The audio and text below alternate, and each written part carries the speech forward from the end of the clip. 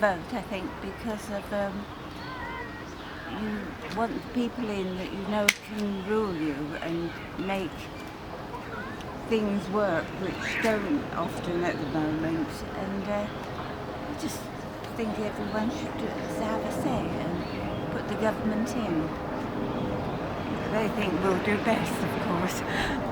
Yes, I think you've got to vote because what you need is people in government who can really manage things and get on with it and keep their promises. And that's about all I have to say. Ja, ek's baie lief vir Suid-Afrika en ek's baie lief vir die land en die mense, die kulture en ek stem vir 'n beter Suid-Afrika.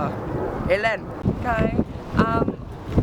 Ek is Anne-Marie Beberg en ek dink dit is belangrik dat die jong mense stem sodat mense actually kan voel dat jy 'n verskil gemaak het.